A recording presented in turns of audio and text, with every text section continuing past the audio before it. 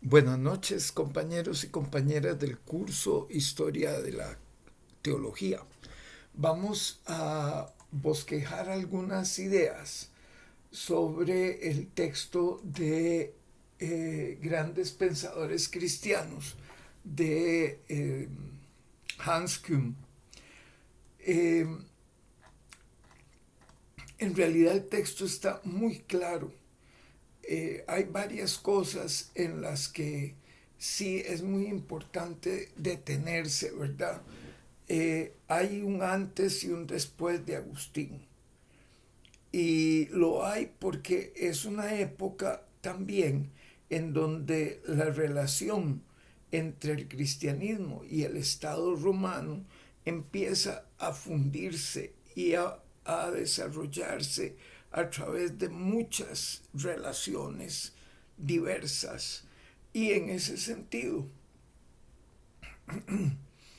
eh, los concilios empiezan bastante temprano. Se entiende que el concilio de Nicea es del 325, todavía está vivo Constantino. Entonces, ahí empiezan a tratarse una serie de temas que hasta ese momento no son, digamos, dogmáticos, no son de la doctrina cristiana, porque no hay una doctrina cristiana exactamente, sino hay distintas tendencias. Y aquí hay que señalar que África y Oriente son una cosa y Roma es otra, ¿verdad? Las tendencias y visiones del norte de África y de Siria, probablemente gran parte de Turquía, también de lo que hoy es Turquía, tenían una visión bastante diferente de lo que tenía Roma. En un sentido, lo que va a pasar es que las tradiciones griegas van a perder fuerza ante las tradiciones cristianas griegas y orientales. Van a ir perdiendo fuerza poco a poco frente a este crecimiento exacerbado de los cristianismos que todavía no son una unidad doctrinal, son grupos que se vinculan por algunas experiencias religiosas fundamentales de las cuales nosotros y nosotras hemos perdido prácticamente la noción fundamental que se encuentra en el Nuevo Testamento. El lenguaje que se usa ya en el Concilio de Nicea está muy aparte de lo que uno encuentra como problemática en el Nuevo Testamento. Y el de Calcedonia va aún más allá de eso. El de Calcedonia es en el 451.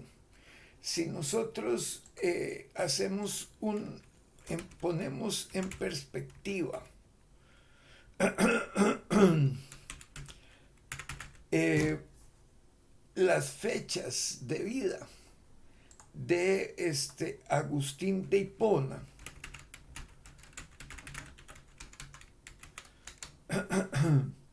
que nace en el 354 después del concilio de Nicea y muere en el 430 antes del concilio de Calcedonia, pero en la dimensión histórica está el concilio de Constantinopla,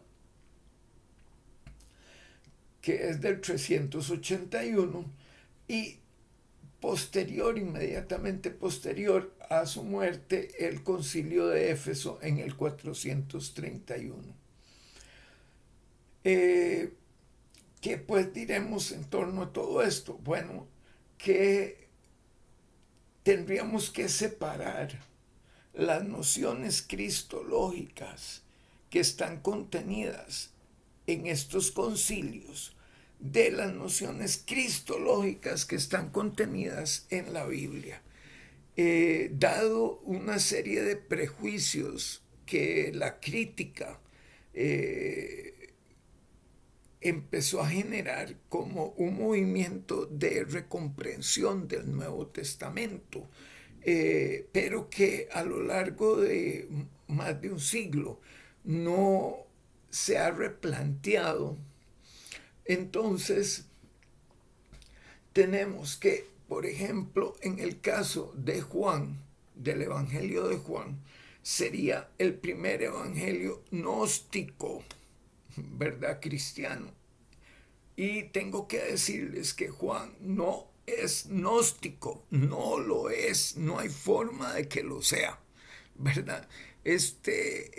No es neoplatónico, no forma parte de esa concepción del mundo que se da en el área de Alejandría y que va a ser una plataforma muy grande para pensar lo que después se va a llamar dualismo.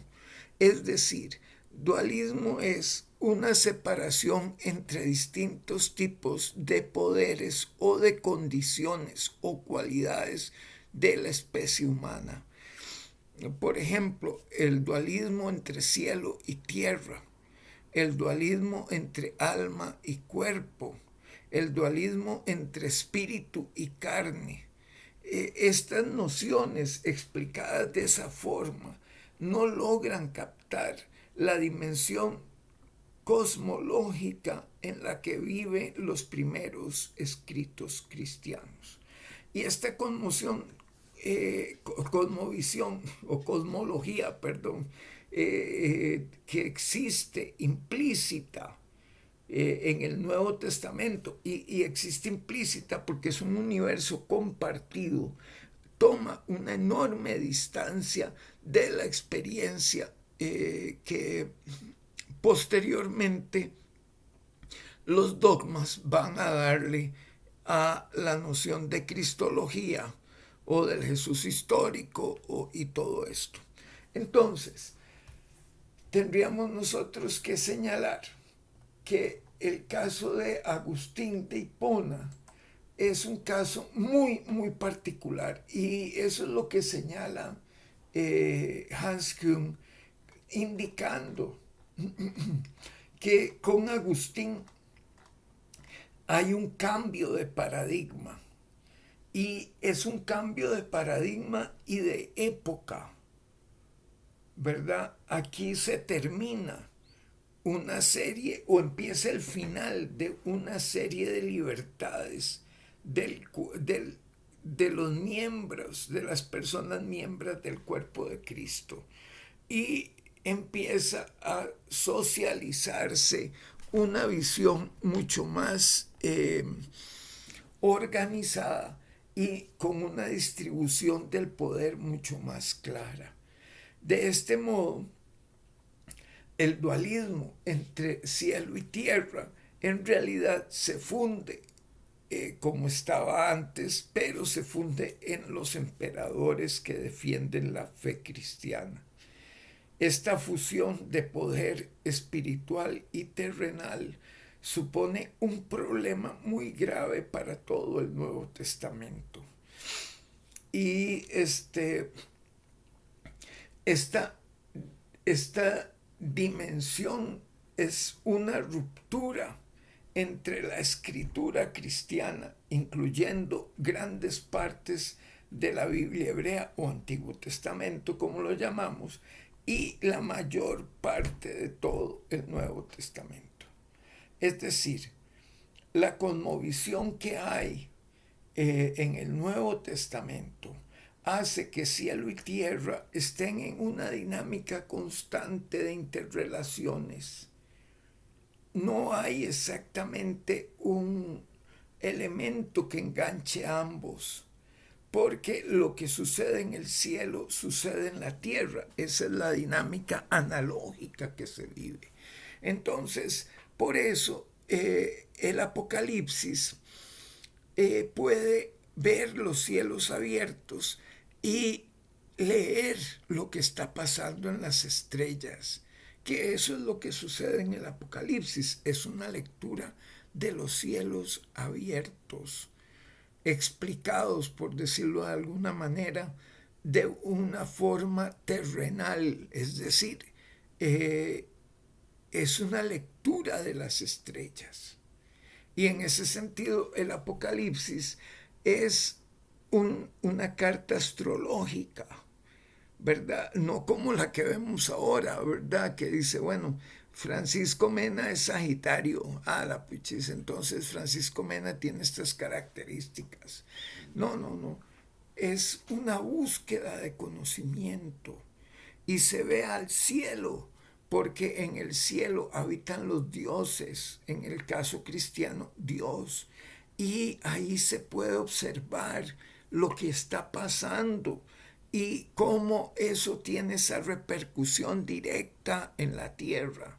Y esa lucha que está sucediendo en la tierra es analógica a la lucha que está en el cielo. Por eso, al final, el arcángel Miguel logra sacar a los ángeles caídos del cielo y los logra echar en un lago de fuego, ¿verdad? El cielo está quedando limpio, pero la tierra también. Ahora, esto se dice por personas que no tienen poder. Cuando se escribe el Apocalipsis y todo el Nuevo Testamento, las personas creyentes no tienen poder político realmente. Son marginalizadas, son grupos marginalizados en la sociedad y son grupos que a duras penas logran tener condiciones básicas de sobrevivencia. Y eso es algo que se va a ver, digamos, en la concepción de mártir, que explica también muy bien Hans Kuhn, donde indica la diferencia entre Orígenes, que ustedes pueden leer en este libro, hay un estudio sobre Orígenes muy interesante, en grandes pensadores cristianos, en contraste con Agustín. Orígenes está preparado para ser mártir. Agustín no conoce el martirio, ya no es parte de su entorno. Pero en esta zona de África, del Noráfrica, donde el cristianismo se ha desarrollado bastante, entonces todavía algunas personas de la generación de Agustín recuerdan el martirio y recuerdan que había que hacerle frente al Estado romano porque junto con sus instituciones religiosas y militares, estaba sistemáticamente en muchas ciudades persiguiendo cristianos y cristianas. Así que el martirio es un punto medular que una persona como Agustín no conoce, pero Orígenes sí conoce y se prepara para eso. El punto quizá más interesante del pensamiento de Agustín, lo que yo llamaría la atención para que pudieran revisar, es la necesidad que ve Agustín de crear una doctrina del pecado original y de la predestinación que no existe en el Nuevo Testamento, ¿verdad? Y ahí lo explica muy bien en la página 83 Hans Kuhn, donde dice que la lectura, y aquí está un problema bastante grave de las traducciones, es que es lo que estamos traduciendo y a qué le estamos dando signos de verdad científica en este caso, de una verdad intelectual y académica sólida. Bueno, definitivamente aquí Agustín en la página 83, primer párrafo después del apartado 8, Dice, el hombre, según Agustín, está desde el inicio sumido en el mal. En él pecaron todos. Y Romanos 5:12, inquo, esto es lo que Agustín halló en la traducción latina de la Biblia que existía entonces. Y él identificó ese en él con Adán. En Adán pecaron todos, ¿verdad? Pero en el texto griego originario no se lee sino simplemente efjo, porque o en el seguimiento del cual todos pecaron. Y en este 5:12, con estas dos traducciones, Agustín no era fanático del griego, no le gustaba mucho, ¿verdad?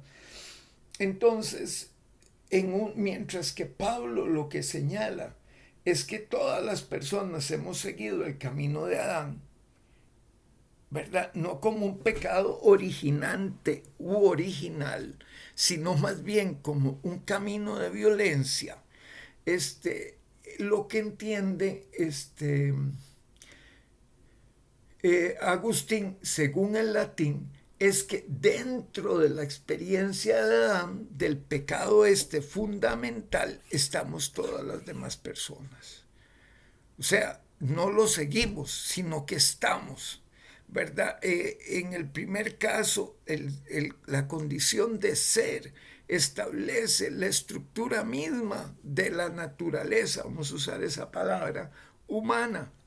Mientras que en el caso del griego lo que se señala es que hubo un seguimiento, ¿verdad?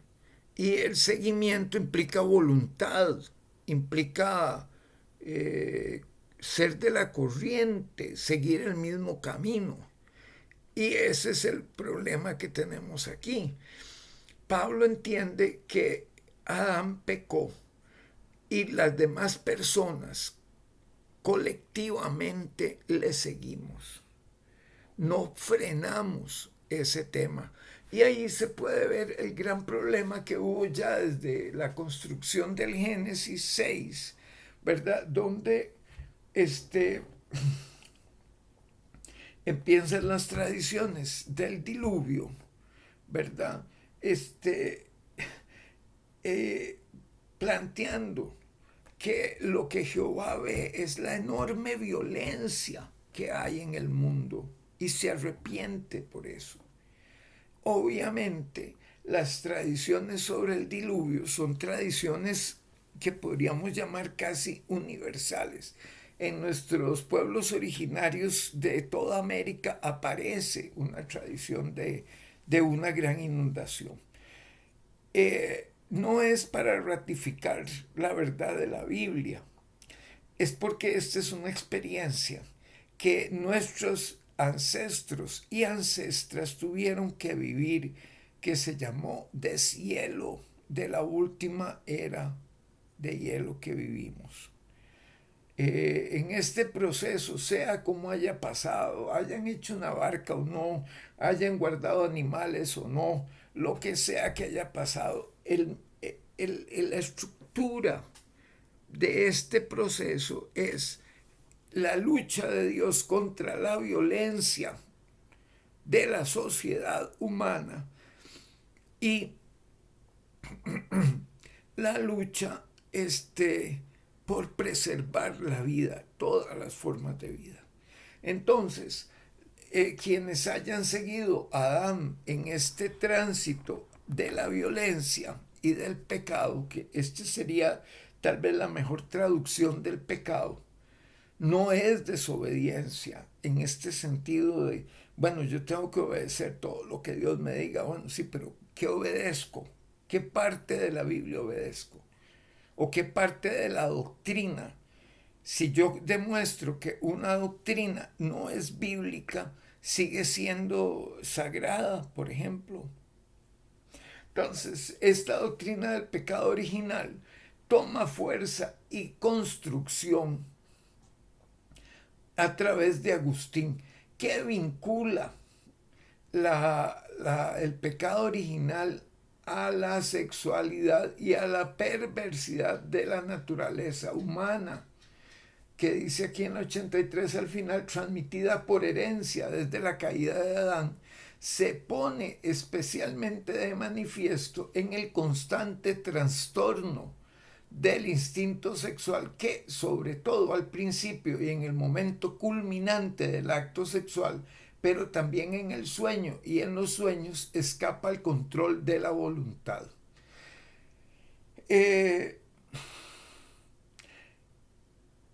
También se explica que el problema de la sexualidad es la pérdida de control, y esto tiene que ver con la abstinencia. El giro de Agustín es un giro de una vida, pues no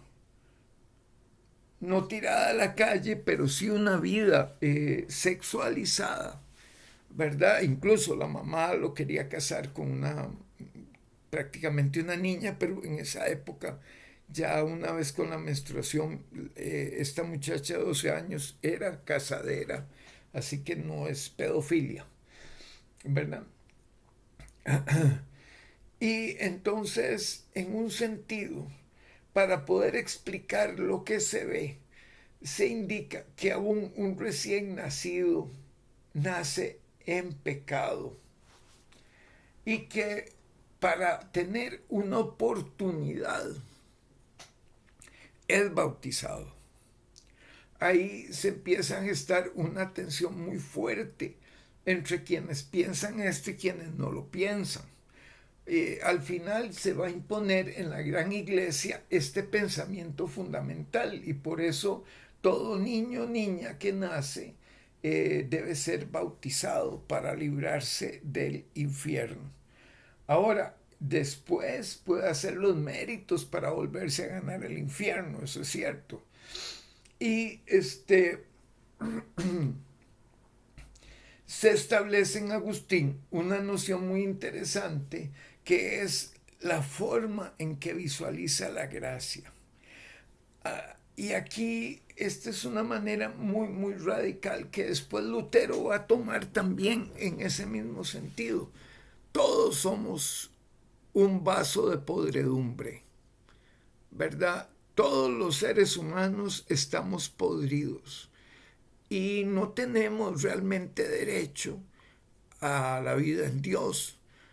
La gracia es la elección que Dios hace de nosotros y que nos da la oportunidad de acercarnos a Él. Pero también hay otras personas que por distintas razones no tienen acceso a esa gracia. Y bueno, los que no tienen acceso a esa gracia, pues irán a la destrucción eterna. Dice aquí, resume en este sentido también Hans Küng, la gracia no se adquiere, la gracia se recibe como regalo. No es sino un don de Dios, causa de todo en el hombre y única razón de su salvación. Ese don, regalo gratuito, el hombre lo necesita constantemente hasta su muerte.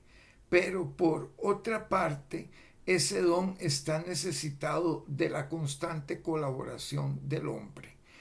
Bueno, esto significa que no se trata de una gracia como un cheque en blanco, como a veces se dice en las iglesias protestantes, sino de la gracia como una experiencia a la cual el ser humano responde en búsqueda de Dios. Lo que han recibido de gracia, denlo de gracia. Esa es un poco la lógica que se sigue aquí.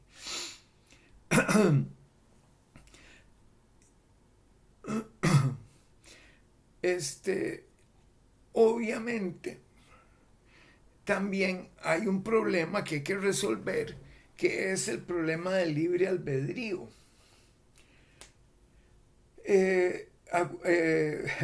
Kuhn resume, en la reprobación de la mayoría de los hombres se revela, por otra parte, la justicia de Dios, que no quiere el mal, pero que por el libre albedrío del hombre lo permite, dejando así que el hombre marche por el camino de la eterna condenación.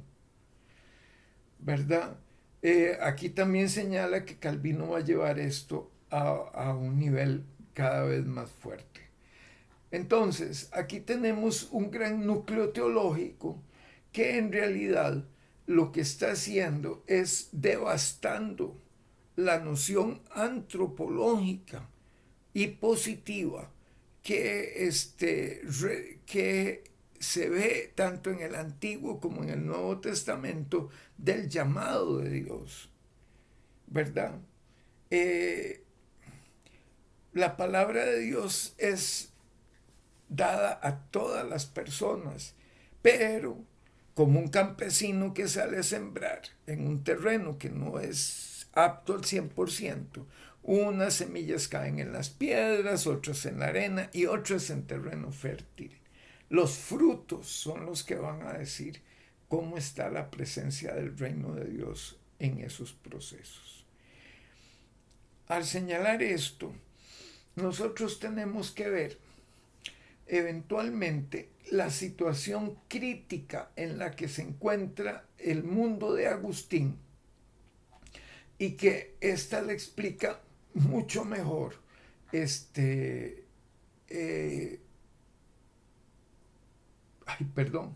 eh, Peter Brown, ¿verdad? En realidad, Peter Brown entiende que históricamente, desde el momento en que Constantino inicia el proceso de, por decirlo así, certificación legal del cristianismo, de un tipo de cristianismo, eh, obviamente los sectores cristianos empezaron a crecer. Se empieza a visualizar a las personas que no son cristianas, que tienen su experiencia este, con otros dioses antiguos, se empiezan a visualizar como personas trasnochadas que insisten en reverenciar aquello que no es real. O viéndolo desde el punto de vista más apocalíptico de Pablo, el mundo poderoso que se ve ya está muerto. Y ahora hay evidencia, porque la fuerza que tenían estos grandes templos que se van a denominar paganos, es decir, del pueblo sencillo, van a ser totalmente obnubilados, es decir, borrados en grandeza por las grandes catedrales, basílicas, como se llaman, es decir, el lugar de asiento del rey, que van a construir las personas cristianas. Obviamente no todas las ciudades van a poder tener estas basílicas, pero sí van a tener distintas formas de representación que les va a permitir crear una corriente transformadora muy fuerte. No necesariamente al estilo de Jesús, hay que indicarlo. Y aquí está una gran ruptura. Es decir, los escritos del Nuevo Testamento, incluyendo el que se considera último, que es el Apocalipsis de Juan, reflejan un mundo total y completamente diferente al mundo de Agustín. Y en esto es muy importante recordar que Pablo, por ejemplo, me voy a permitir buscar aquí una Biblia para citar, disculpen. Ya casi. En 1 Corintios 1, sí, 1 Corintios 1. Vean lo que dicen, es que esto es tan radical, ¿verdad? eh, dice así: la palabra de la cruz es locura a los que se pierden, pero a los que se salvan, esto es a nosotros, es poder de Dios. Pues está escrito: destruiré la sabiduría de los sabios y frustraré la inteligencia de los inteligentes. ¿Dónde está el sabio? ¿Dónde está el escriba? ¿Dónde está el que discute asuntos de este mundo? ¿Acaso no ha enloquecido Dios la sabiduría del mundo? Puesto que el mundo mediante su sabiduría no reconoció a Dios a través de las obras que manifiestan su sabiduría. Agradó a Dios salvar a los creyentes por la locura de la predicación.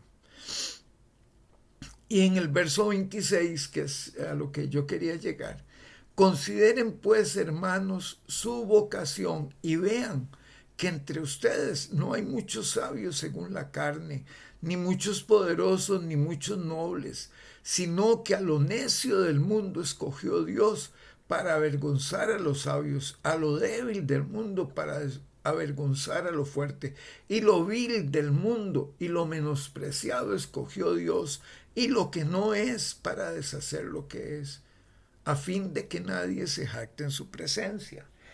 Si nosotros tomamos estos versos y los contrastamos con lo que dice Peter Brown, veremos la enorme diferencia. Ahora los cristianos son los sabios según el mundo.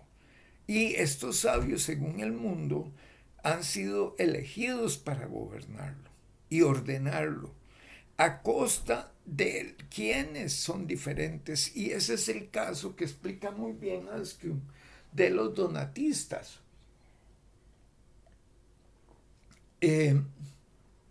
Los donatistas tienen que pagar con martirio su búsqueda de vivir una fe más ortodoxa. Uno de los temas que todavía hasta el día de hoy funciona es que, por ejemplo, los sacramentos, no importa quién los imparta, si ha sido revestido y ordenado. El tipo puede ser un asesino, el tipo puede ser un pedófilo, el tipo puede haber hecho lo que lo que diera la gana, pero el sacramento se mantiene firme porque opera más allá del medio que lo imparte. El sacramento es de Dios, no del hombre. Entonces, el mediador del sacramento solo funciona como un puente circunstancial, y por ende su naturaleza, su ser y su práctica no es relevante al valor de los sacramentos.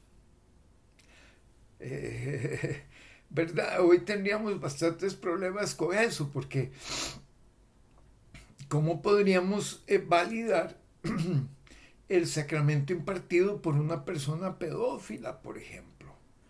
No veo yo en eso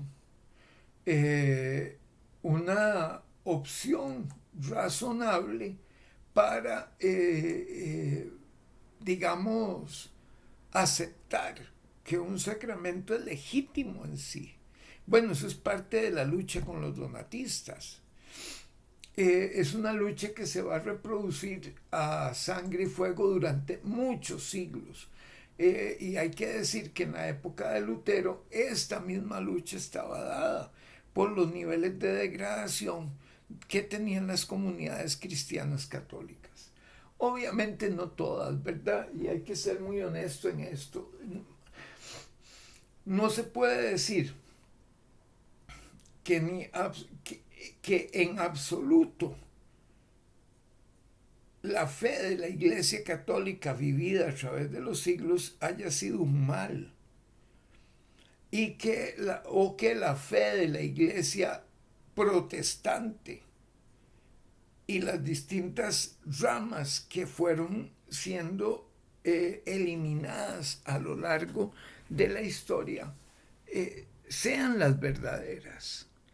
Lo que tenemos que buscar en este momento es cuáles son las estructuras que explican la realidad y que nos pueden llevar a estos caminos en donde la vida puede generarse como, o más bien la experiencia humana se puede degradar a un nivel tan brutal que no estamos en condiciones de cuidar realmente nuestra fe y la reducimos a la parte más formal que tiene ella.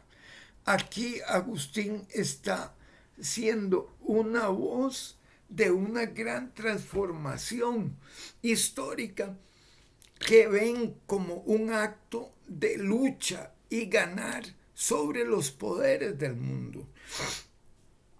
Ahora los escogidos de Dios están sentados en los tronos.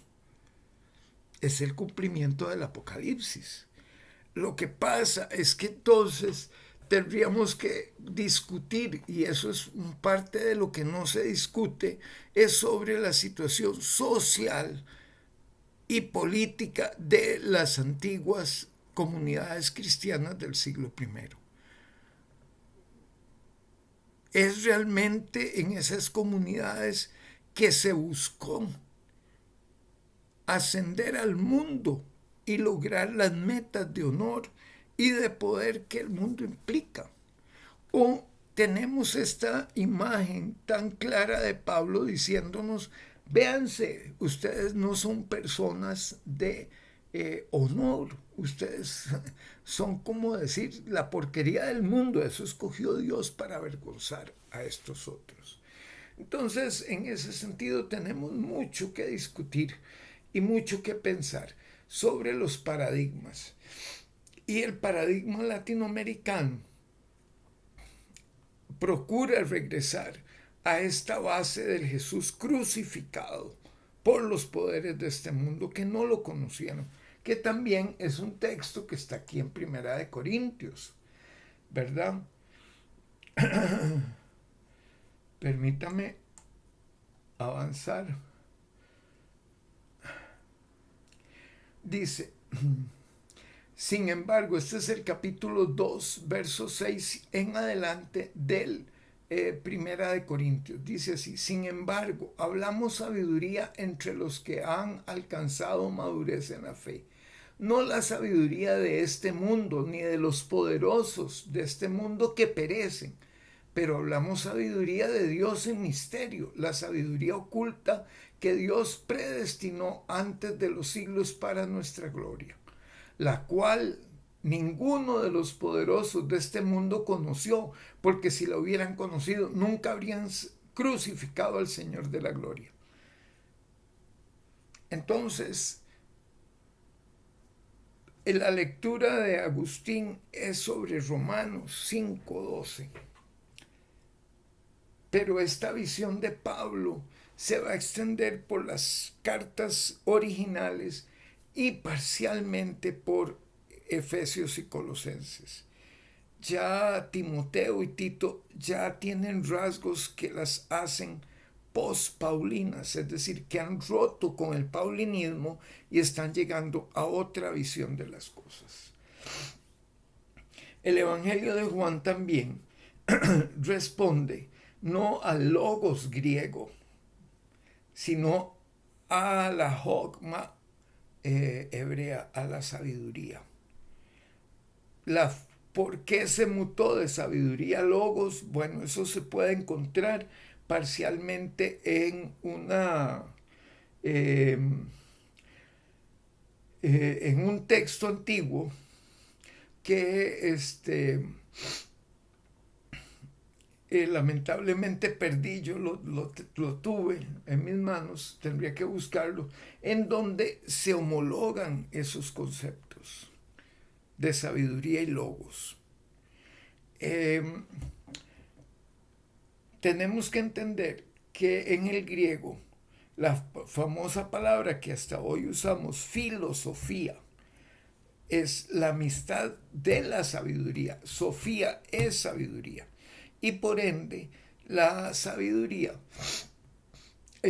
tiene un punto medular en las tradiciones generales de la antigüedad y en las nuestras aquí en los pueblos originarios. Entonces es importante señalar que aquí lo que dice Pablo sobre esta condición de no reconocimiento, Juan también la tiene del mismo modo. El Logos vino al mundo y los suyos no lo reconocieron. Terminaron matándolo. Es la misma noción que tenemos en el prólogo juanino.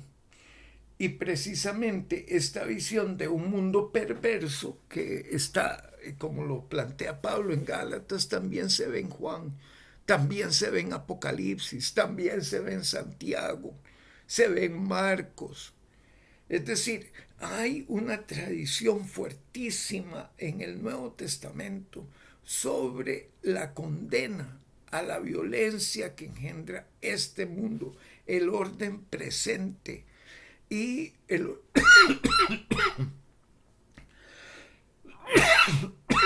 disculpe. Y es precisamente por eso que el cambio es tan grande con Agustín, porque ahora Agustín encarna al orden presente. Y este orden presente son los santos que han tomado los tronos alrededor de la gloria de Dios. Esta transformación es una transformación de orden sociológico, cultural y religioso. No es solo una cuestión de historia de la teología. La teología no existe en conceptos, existen procesos sociales. Y por eso es tan importante concentrarse en el mundo de Agustín para entender por qué pensó lo que pensó. Si no tenemos esta doble visión, es decir, entre historia y palabra, la palabra se queda en nada. Mientras que la lucha por interpretar es la lucha por comprender los contextos en donde la palabra tiene sentido y significado particular que expresa un sentido común de las comunidades y que pueda hacer eco y mella en los procesos sociales porque de alguna manera los expone, los muestra, sea para apoyarlos o para destruirlos. Lo que es muy claro es que cuando surge el Apocalipsis o Marcos 13 o la visión de Pablo de un mundo perverso, definitivamente no están pensando que el mundo que viene es el de Constantino o el de Agustín. Y ahí está el punto medular. Bueno, espero que con esta breve introducción, voy a hacer otra en estos días, podamos ir avanzando en la comprensión teológica de este autor, que, como insisto, y así lo dice Hans Kuhn, es paradigmático, es decir, hay una transformación de la manera de ver las cosas muy, muy fuerte. Muchas gracias.